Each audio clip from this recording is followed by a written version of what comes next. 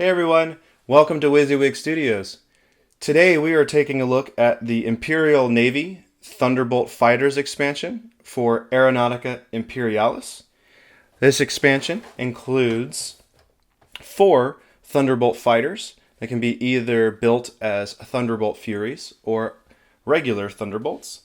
It includes an assortment of missiles and bombs for the underwing hardpoints and a Thunderbolt transfer sheet. Let's take a closer look.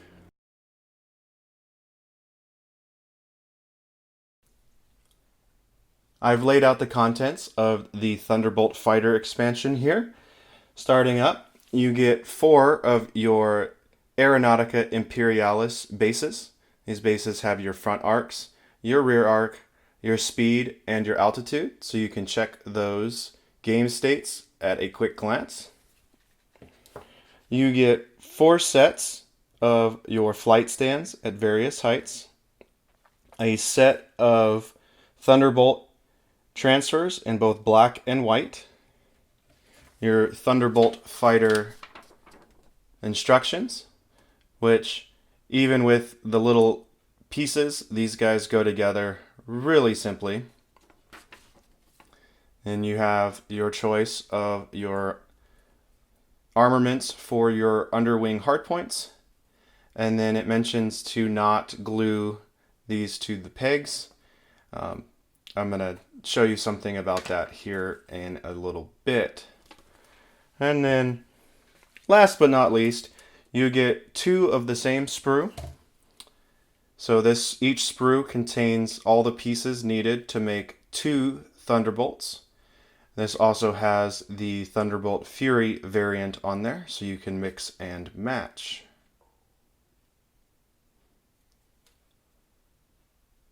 Alright, so I'm going to clip one of these off, get it cleaned up, and then I will come back on camera to assemble it. That way we can see it put together. I'll be right back. So I have both variants of the Thunderbolt clipped off. The only thing different is the weapons up front here, and then the actual fuselage and whatnot is the same. However, before we get started, I want to explain 2 things because I assemble this a little bit differently than what the instructions call for.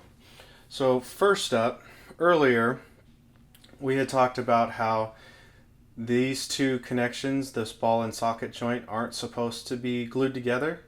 And this is to give you a little bit of a choice of your flying angle and whatnot, along with ease of transport.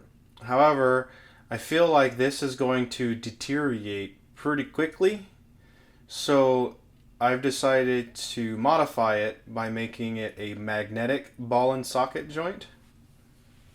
And I've done this by replacing the bottom portion with a ring magnet with a countersunk portion, and then replacing the ball on the acrylic rod with a metal bead.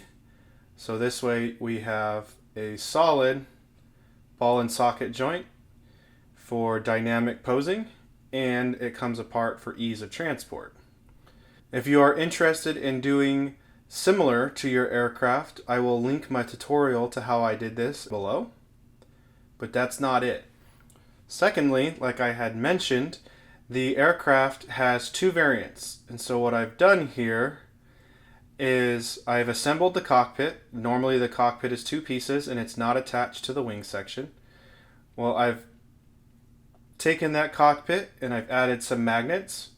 I have 3 6mm by 2mm magnets plus the size of the ring magnet itself.